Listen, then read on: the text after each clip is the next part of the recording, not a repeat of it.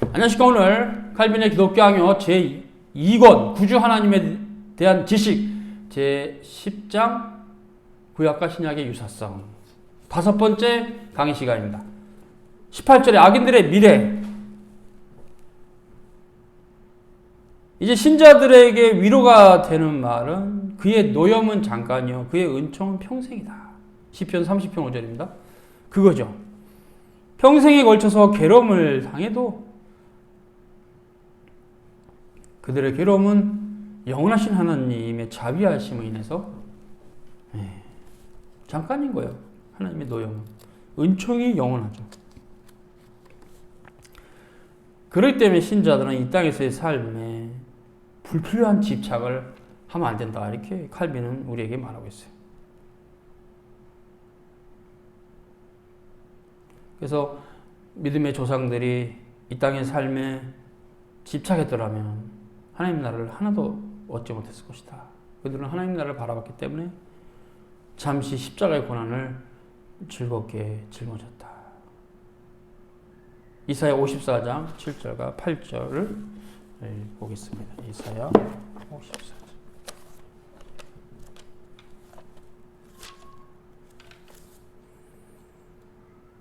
내가 잠시 너를 버렸으나 큰 긍휼로 너를 모을 것이요 내가 넘치는 진노로 내 얼굴을 내게서 잠시 가렸으나 영원한 자비로 너를 긍휼히 여기리라. 내 구속자 여호와의 말이라. 아멘.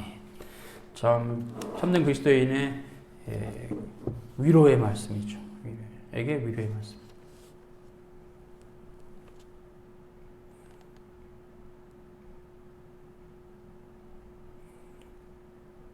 그래서 칼빈은 말하기를 이 반대로 이제 악인들이 누리는 모든 이 땅에서 행복은 꿈을 꾸는 것만도 못하다. 영원하고 끝없는 파멸이 기다리고 있다. 맞는 말씀. 의인을 기념할 때는 칭찬하거니와 악인의 이름은 썩게 된다. 잠언서 10장 7절. 하나님의 경건한 자들의 죽음은 여호와께서 보시기에 귀중한 것이나 악은 악인을 죽인다. 이렇게 말했습니다. 시편 120편 15절과 시편 34편 21절입니다. 사무엘상 2장 9절도 인용했는데요. 칼빈이 그가 그의 거룩한 자들의 발을 지키실 것이요 악인들을 흑암 중에 잠잠하게 하실 것이다. 잠잠하게 하실 것이다. 이제 미래형이죠. 잠깐 악인이 득세해도 오래 못 간다는 얘기죠. 이 구절을 통해서 우리는 성도들이 아무리 괴로움에 시달리더라도 그들의 결국은 생명과 구원이며 악인의 길은 즐겁고 행복한 것처럼 보이지만 점점 죽음의 소용돌이 속으로 미끄러져 들어가는 것임을 옛 조상들이 잘 알고 있었다. 이렇게 칼빈은 말하고 있습니다. 그것은 이제 할례받지 않은 자의 죽음. 그렇죠. 구약시대는 할례받지 않은 자고 신약시대는 세례받지 않은 자죠. 그래서 신약시대의 개념으로 말하면 세례받지 않은 자의 죽음.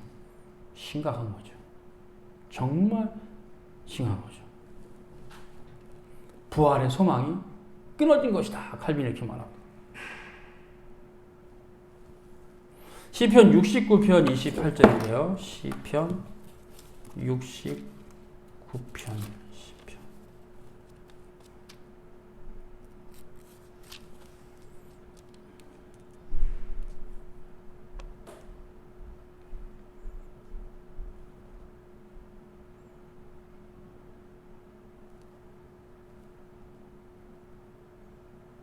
네, 죄인에 대해서, 악인에 대해서 하는 말입니다.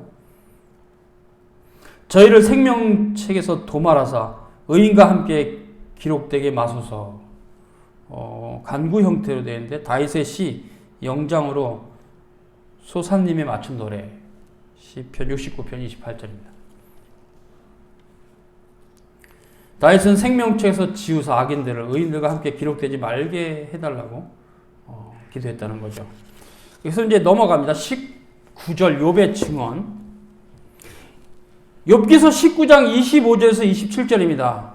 내가 알기에는 나의 대속자가 살아계시니 마침내 그가 땅 위에 서실 것이라. 내 가죽이 벗김을 당한 뒤에도 내가 육체 밖에서 하나님을 보리라. 내가 그를 보리니 내 눈으로 그를 보기를 낯선 사람처럼 하지 않을 것이다. 믿음의 사람 욥은 고난 가운데서도 이렇게 하나님을 잘 섬겼죠. 우리에게 신앙의 귀감이 되는 분이죠. 내가 알기에 나의 대속자가 살아계신 분이다.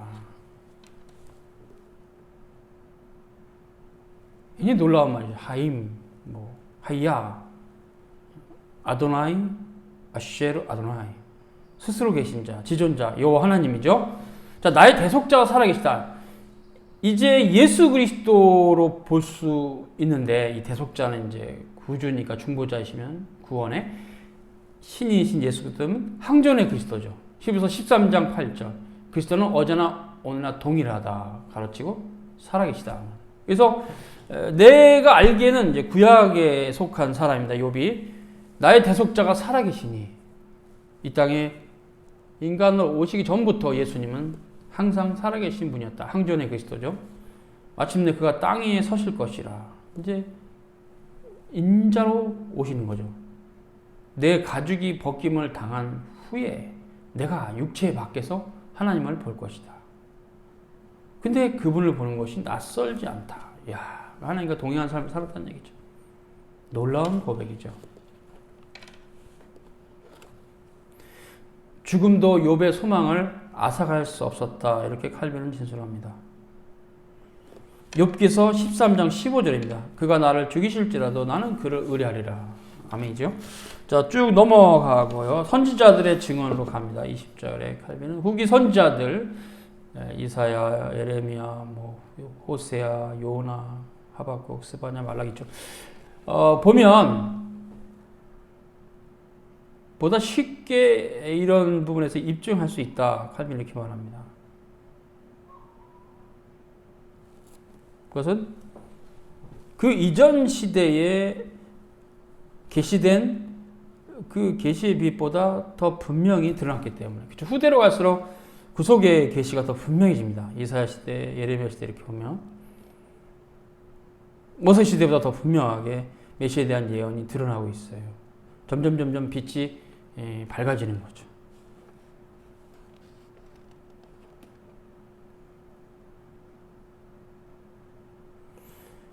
칼빈이 이렇게 말합니다. 독자들은 명심해라. 잘 봐라.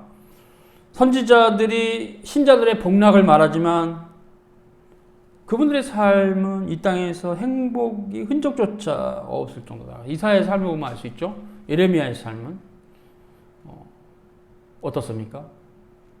남왕국 유다가 멸망한 이후에 얼마나 비참한 삶이 시작됐을 때 그것이 가슴으로 표현된 게 에레미야 애가잖아요. 알 수 있죠. 그 에레미야 애가만 읽어봐도 에레미야가 얼마나 어려운 삶을 이스라엘 멸망 이후 남왕국 유대의 멸망이죠. 정확하게 말하면 살았는가를. 그래서 세상적인 혜택의 옷을 입어서 그분들이 이런 말을 하는 게 아니라는 얘기죠. 그 세상적인 혜택의 옷을 많이 두텁게 입었기 때문에 하나님 섬기는 건 복이다. 그렇게 말한 거 아닙니다. 그와 관계없이 그들의 삶을 보면 선지자들의 삶을 보면 이 땅에서는 행복이라고 하는 거에 흔적조차 찾을 수 없는 삶을 사셨다. 근데 어떻게 그분들의 기록을 보면 영광과 찬송과 환희와 기쁨이 넘친다. 이야, 그냥 다 뛰어넘으신 분들이죠. 우리는 그냥 너무 힘든데. 너무 힘들어요, 주님. 근데 그분들은 우리보다 훨씬 힘들게 사는 삶을 다 뛰어넘어 버렸어요. 놀라운 분들이죠. 근데 그분들의 가르침을 우리가 무시하면 안 되죠. 정말 놀라운 분들입니다. 이사야서만 읽어봐도 알 수 있어요. 에레미야만 읽어도 요나도 흔히 우리가 예측컨대 고래일 것 같은데 큰 물고기 뱃속에 들어갔다 3일간 나오고 일반 사람은 살 수 있는 삶이 아니에요. 하나님께 지키시기도 했지만 그분들의 고난도 장난 아니었죠. 그랬잖아요. 그런 걸 봤을 때 칼빈이 정확하게 그분들의 삶을 정의한 거죠. 근데 이 땅에서 흔히들 말하는 행복한 삶을 살았기 때문에 하나님을 찬송하고 기뻐하고 그런 게 아니다. 하나님으로 기뻐한 거다. 여호와로 기뻐하는 삶이었죠. 자기 재물로 기뻐하는 삶이 아니고, 자기 사회적 위치로 기뻐하는 삶이 아니고, 참 정말 놀라운 이런 진술이에요. 칼빈의 이런 진술은. 넘어갑니다. 에스겔의 환상 21절. 이스라엘 백성들이 바벨론으로 끌려갔어요. 그들의 상태는 죽음과 흡사한 상태였어요. 포로 상태였을 때. 그래서 이스라엘이 회복될 것이다. 에스겔의 예언이었죠. 한낱 우화에 불과한 것으로 여겨졌다. 그들이 그런 생각을 버리게 되기까지 매우 긴 시간이 필요했다. 근데 에스겔은 에스겔 골짜기에 뼈가 일어나는 환상을 봤어요. 썩어져가는 시체가 생명을 회복하는 것을 봤어요. 이스라엘 회복에 대해서 말씀했죠. 마른 뼈들이 들판에 가득한데 여호와께서 그의 말씀의 능력으로 생명을 주시고 한순간에 자라게 하시는 환상을 보여주신 것입니다. 에스겔서 37장 1절과 14절. 그 환상은 그 백성들의 불신앙을 교정시켜 주었고 여호와의 권능이 유대를 회복시키는 것을 넘어서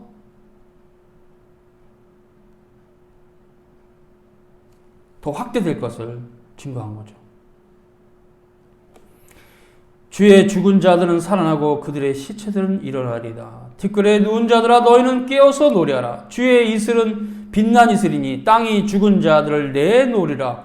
내 백성아 갈지어다. 내 밀실에 들어가서 내 문을 닫고 분노가 지나기까지 잠깐 숨을 지어다. 보라 여호와께서 그의 처소에서 나오사 땅의 거민의 죄악을 벌하실 것이라. 땅이 그 위에 잦았던 피를 드러내고 그 살해당한 자를 다시 덮지 아니하리라. 이사 29장 19절 21절을 갈빈이 인용했습니다.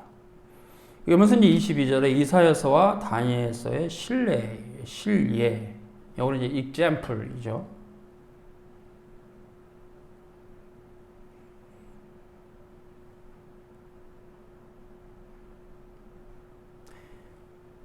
칼빈이 여기서 신자들을 위한 하나님 나라의 영생의 소망이 있다. 내가 지을 새 하늘과 새 땅이 내 앞에 항상 있는 것 같이 너희 자손과 너희 이름이 항상 있을 것이다. 매월 초하루와 매 안식일에 모든 혈육이 내 앞에서 나와 예배하라. 그들이 나와서 내게 패역한 자들의 시체를 볼 것이다. 그 벌레가 죽지 않으며 그 불이 꺼지지 않으며 모든 혈육에 가증함이 되리라. 이사야 66장 22절 24절 인용했습니다. 나머지 하나는 다니엘서인데요. 그때 내 민족을 호위하는 큰 군주 미카엘이 일어날 것이요. 또 환란이 있으리니 이는 개국이려 그때까지 없었던 환란일 것이며 그때 내 백성 중 책에 기록된 모든 자가 구원을 받을 것이라. 땅의 티끌 가운데 자는 자 중에 많은 사람이 깨어나 영생을 받는 자도 있겠고 수치를 당해서 영원히 부끄러움을 당할 자도 있을 것이다. 다니엘서 12장 1절과 2절. 상당히 중요한 말씀이죠. 결론입니다. 이 두 가지 사실이 남아있는데 그것은 구약의 조상들이 그리스도를 그들의 언약의 보증으로 삼았고 미래의 축복에 대한 모든 소망을 그리스도 안에 두었다. 중요한 말이죠. 두 가지입니다. 예수 그리스도가 우리 구원의 보증이시죠. 그리고 우리 미래의 모든 축복은 그리스도 안에 있어요. 그것이 장차 되어질 것이고 완성된 게 아니기 때문에 항상 이런 표현이죠. 물론 이제 그럼 시작도 안 한 겁니까? 아니, 시작은 이미 했어요. ting이가 될 때 시작이 됐는데 그것이 이제 완벽한 형태로 인식이 되는 형태는 남아있죠. 그래서 미래의 모든 축복은 그리스도 안에 담겨 있어요. 그래서 우리의 눈으로는 사람 따라 다르지만 예수님을 섬기고 살아가는 삶이 불행하다라고 느낄 수도 있어요. 세상의 관점에서 접근하면 되는 건 하나도 없고 주님 잘 섬기려고 노력하는데도 더 안 되고 주님을 더 잘 섬기려고 하면 더 안 되고 이게 뭐야? 라고 생각할 수도 있어요. 아닙니다. 영원한 하나님 나라가 있고 우리의 미래는 그리스도 안에 소망이 있습니다.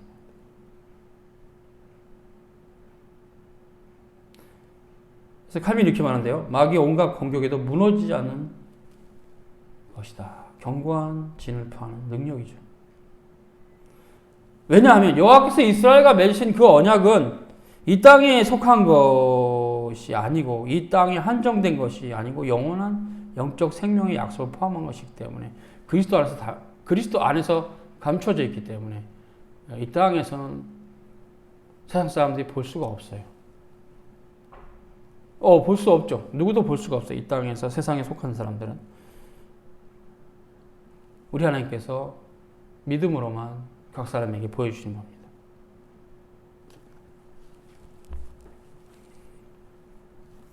그래서 여기서 유대인들에게 약속하신 것이 배를 채우는 거, 육체의 쾌락, 부귀영화, 외형적인 권력을 잡는 거, 자녀의 축복, 기타 자연인들이 귀하게 여기는 것들이 아니다. 그걸 뛰어넘는 것이라고 말하고 있어요. 그렇다고 생각하는 사람은 정신 나간 위험한 사람이다. 이렇게 칼빈은 정지하고 있습니다.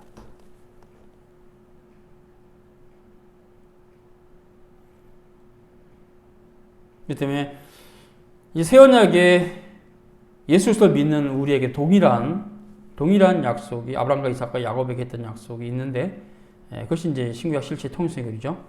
선지자들의 자손이며 하나님이 그 조상과 더불어 세우신 언약의 자손이다. 이렇게 말합니다. 세례받은 자는 모두 아브라함의 자손입니다. 그래서 마음의 할례를 하지 못하면 그 할례는 무할례다. 바울이 말했죠.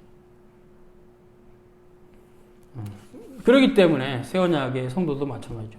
믿음으로 받지 않은 세례는 의미가 없죠. 세례는 믿음의 외적인 표징이에요. 세례는. 나 믿음으로 세례 받았다. 그 세례는 내가 표징으로 갖고 있는 거죠. 표징으로. 믿음이 없이 세례를 받았으면 의미가 없다는 얘기를 합니다. 할례도 마찬가지고. 그래서 할례나 세례는 믿음의 표징입니다. 할례를 내가 받았기 때문에 구원받은 게 아니고 구원을 받은 자로서 할례를 받아서 그 표로 갖고 있는 거예요. 세례도 마찬가지고. 그래서 믿음이 없으면, 믿음으로 화합하지 않으면 여러분이 받은 모든 세례는 무할례와 같은 겁니다. 구약시대로 치면 무할례. 마음의 할례를 받아야 됩니다.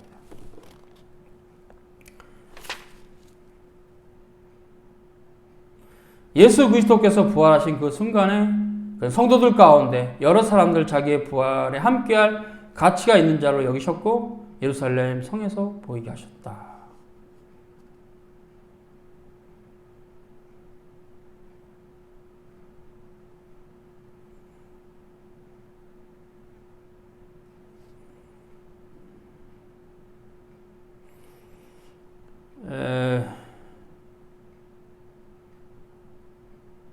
마지막 부분은 칼빈이 이런 얘기합니다.